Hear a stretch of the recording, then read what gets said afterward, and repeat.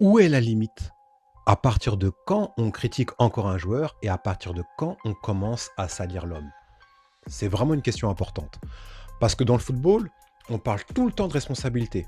On parle de la responsabilité des joueurs, des dirigeants, leur comportement, leur image, leur exemplarité, et c'est tout à fait normal.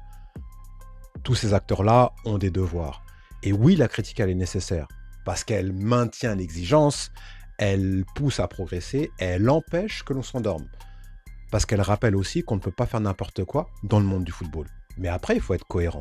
Dans la même mesure où on exige des joueurs qu'ils respectent le football, il faut se demander aussi quelle est la responsabilité de ceux qui prennent un micro pour en parler. Parce qu'on ne peut pas parler devant un micro comme on parle devant sa télé. Parce qu'au fond, la logique, elle est simple. Pas de critique de joueurs, relâchement du jeu. Pas de critique de la critique, relâchement du langage. Parce qu'après, c'est l'effet domino. Quand le langage se relâche, il dérive. Quand il dérive, il vend la surenchère. Quand il y a la surenchère, ça glisse naturellement vers le dénigrement. Quand le joueur est dénigré, forcément, et ça lui fait peur. La peur l'empêche de prendre des risques. On touche à quelque chose d'essentiel dans le football, la magie. Donc au final, cette manière de parler, on finit par abîmer le jeu qu'on prétend aimer. Mais même au-delà de ça, il y a quelque chose encore beaucoup plus simple, le respect humain. Parce qu'on parle beaucoup de respect dans le football, le respect entre les joueurs, du respect du maillot, du respect du jeu, très bien. Mais qu'en est-il du respect que nous, on doit aux joueurs? Parce qu'aujourd'hui, dès qu'il y a un micro, dès qu'il y a une audience, ce respect devient beaucoup trop fragile. Et oui, on voit bien qu'il existe encore la course à la réaction, à l'audience, à la surenchère. Et ça, c'est réel. Et j'en ai déjà parlé dans déjà 2 vidéos, et on en reviendra souvent parce que c'est un sujet qui me tient à cœur. Mais aujourd'hui, le sujet principal, c'est sur le contenu de ce qui est dit, de la manière dont on parle et l'équilibre à trouver entre dénigrement et critique.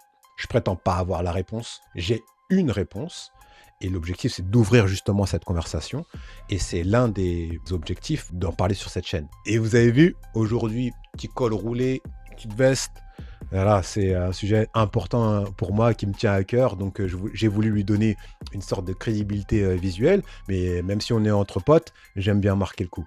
Parce que cette vidéo, c'est pas simplement un coup de gueule, c'est pas un exposé non plus, mais c'est plus une manière d'observer des mécanismes, de se me mouiller un peu sur le fond et de vous montrer le regard que j'ai envie d'avoir sur cette chaîne quand on parle de football et de ceux qui nous la racontent. Et si ce type de vidéo vous parle, abonnez-vous. Et dites-moi en commentaire, très franchement, pour vous, elle est où la limite entre critique et dénigrement? Parce que pour moi, la première des choses à faire, c'est de poser clairement la limite. Parce qu'aujourd'hui, on mélange trop de choses. La critique, elle est normale. La critique vise un geste, un match, une décision, une attitude précise, un contexte. Elle dit, par exemple, ce geste est inutile, ce choix n'était pas bon, c'était pas le bon moment, ce joueur peut faire mieux, ce comportement pose problème dans ce cadre-là, etc. Ça, c'est du football. Ça, c'est sain. Ça ouvre un débat. Ça pousse à réfléchir, ça pousse à progresser. Mais à partir du moment où tu quittes l'action pour coller une étiquette à la personne, à partir du moment où tu ne parles plus seulement de ce qu'il a fait, mais de ce qu'il serait, à partir du moment où tu commences à lui prêter une intention morale, une faute de caractère, un manque de respect fondamental, là pour moi, tu n'es plus simplement dans la critique.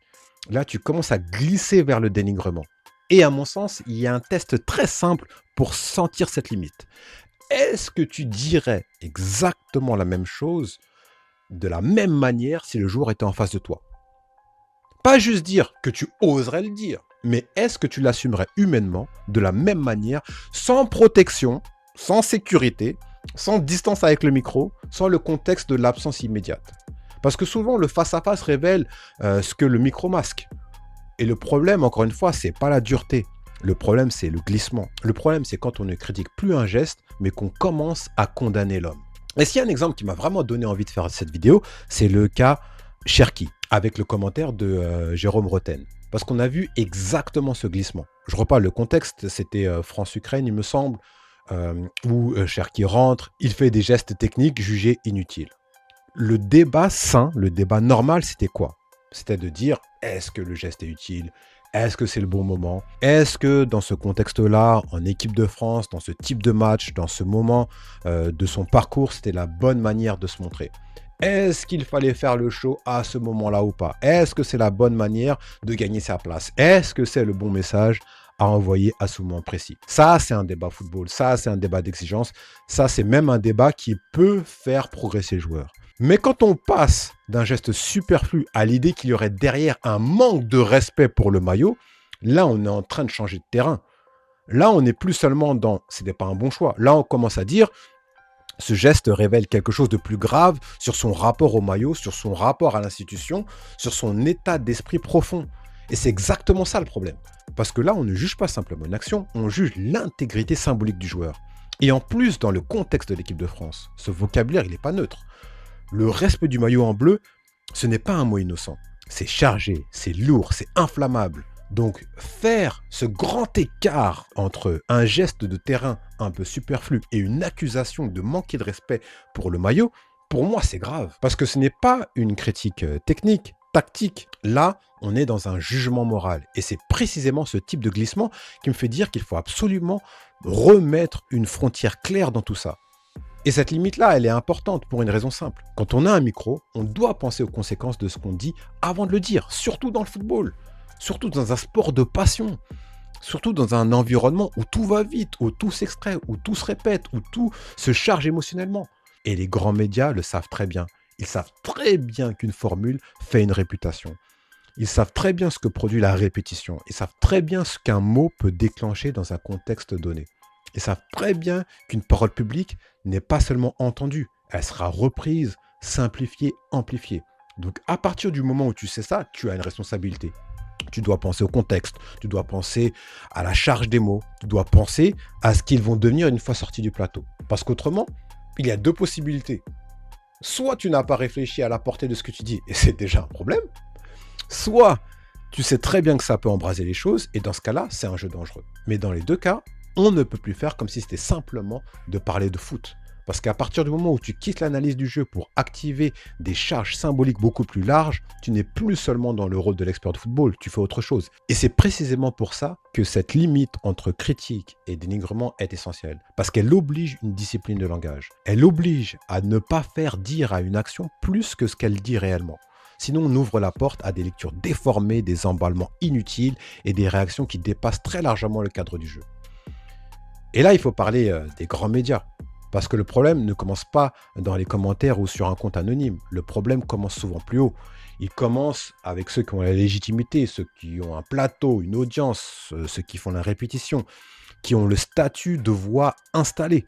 Les gros médias, les gros consultants, les grandes émotions ne font pas que commencer le football. Ils donnent le ton de la conversation. Ils installent des mots, des réflexes, des angles. Ils installent même une manière émotionnelle dont le public va recevoir un joueur. Et après, tout le reste suit. Ils fabriquent souvent la première version du récit. Et quand cette première version est déjà très lourde, trop morale, trop caricaturale, tout l'écosystème récupère ça.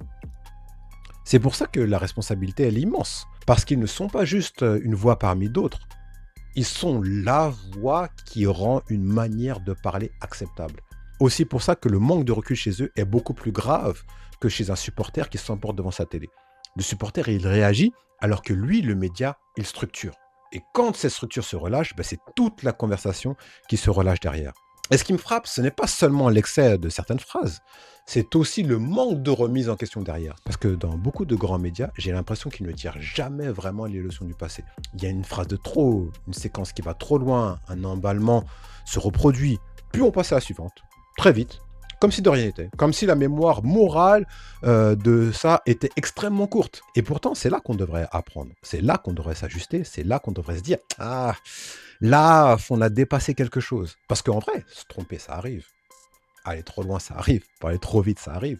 Le vrai sujet, c'est « Mais qu'est-ce qu'on fait après ?» Est-ce que tu reconnais que tu t'es emballé?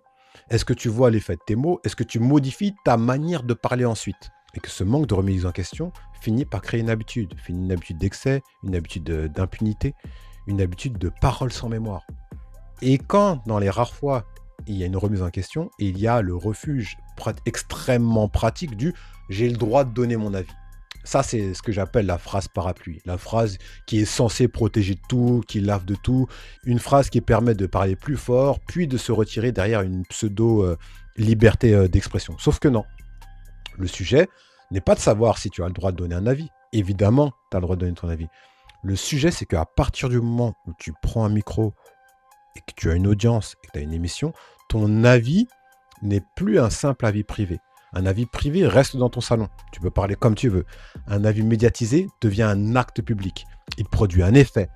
Il influence une perception. Il peut coller à l'image d'un joueur. Il peut lancer un récit. Il peut donner une permission symbolique au reste du public. Donc oui, tu as le droit de parler, mais tu n'as pas le droit de le faire comme si tes mots tombaient dans le vide. Le micro oblige à plus de rigueur, à plus de mesures, à penser à la manière dont une phrase va être reçue, reprise, amplifiée. Et c'est là où la mauvaise foi intellectuelle commence. Quand on connaît son influence, mais qu'on continue à parler comme si elle n'existait pas. Et derrière tout ça, tu as tout l'écosystème qui reprend. Tu as les réseaux sociaux qui reprennent, les extraits qui tournent, les comptes foot qui simplifient, les commentaires grossissent le trait. Et parfois, certains créateurs, certains youtubeurs reprennent à leur tour exactement les mêmes codes. Et c'est ça que je trouve intéressant, parce que pendant des années, on a critiqué les grands médias. Leur ton, leur arrogance, leur manière de parler des joueurs, leur façon de passer de l'outrance pour de la franchise. Et on disait, moi si j'avais un micro, je ferais différemment. Sauf que maintenant, ben voilà, maintenant on a le micro. Et on voit parfois que les mêmes codes reviennent. La même brutalité, les mêmes raccourcis, les mêmes tentations de jugement sur la personne. La même économie de la phrase qui pique. Et je trouve ça d'une ironie très forte. Parce qu'au fond, ça montre bien que le problème n'est pas une institution ou une chaîne en particulier. Le problème, c'est qu'un certain langage du foot s'est installé. Celui de la surenchère, du jugement, de la réduction. Après, chacun fait ce qu'il veut. Mais ici, moi, j'ai envie de pointer cette ironie-là. Parce qu'elle dit quelque chose de profond sur la puissance de la contamination des codes médiatiques.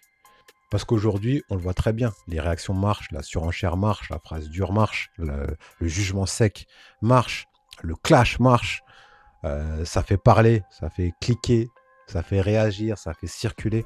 Et dans un monde où l'attention est devenue une monnaie, la tentation, elle est immense. La course n'est plus à être juste, elle est à être aussi visible, à être repris, à être premier, à provoquer quelque chose. Et donc forcément, dans ce contexte-là, la mesure, elle est beaucoup moins rentable que l'outrance. La nuance, elle est beaucoup moins rentable que le verdict. L'analyse est moins rentable que la phrase qui tranche. Ça n'excuse rien, mais ça explique une partie du problème. Parce qu'à force, certains finissent par parler non pas en fonction de ce qui est le plus juste, mais en fonction de ce qui est le plus inflammable. Et c'est exactement là qu'on quitte un peu plus le terrain du football pour entrer dans quelque chose d'autre. Voilà, si je voulais faire cette vidéo, c'était pas juste un agacement, c'est parce que ça touche vraiment la manière dont moi j'aime le football. Et moi, ce qui me passionne, ce n'est pas seulement le jeu, c'est aussi la manière dont on la raconte. Et au-delà même du football, je suis un passionné de communication, un passionné de marketing, passionné de médias. Donc forcément, les rouages, les récits, les mécanismes de perception, les glissements de langage, etc., ça m'intéresse énormément. J'aime bien comprendre comment une image se fabrique, comment un récit se fabrique, comment certaines manières de parler deviennent normales. Et quand on mélange cette passion-là avec mon amour pour le football, forcément, ça donne ce genre de vidéo. Et j'ai envie aussi que cette chaîne serve à ça. Pas seulement de parler d'un match, d'un joueur ou d'une actualité, mais aussi à regarder comment on construit notre regard sur eux et sur le monde du foot. Mais aussi, parce qu'à force, on finit par croire qu'on voit les joueurs tels qu'ils sont, alors qu'en réalité, on les voit souvent à travers le langage qu'on a appris à employer sur eux. Et moi, j'ai envie qu'ici, on soit attentif à ça. J'ai envie qu'on garde l'exigence et j'ai envie qu'on garde la liberté de critiquer. Mais j'ai aussi envie qu'on garde une forme de conscience dans la manière de le faire. Parce que le football mérite l'exigence. Mais il mérite aussi mieux que le dénigrement maquillé en franc-parler. Donc voilà, longue vidéo aujourd'hui pour parler de tout ça. Mais c'était important pour moi. Parce que à force de relâcher le langage, on finit par relâcher le regard. Et à force de relâcher le regard, on finit par abîmer les joueurs et le public et le jeu lui-même. Et ça, pour moi, ce n'est pas un détail, c'est une vraie question de fond.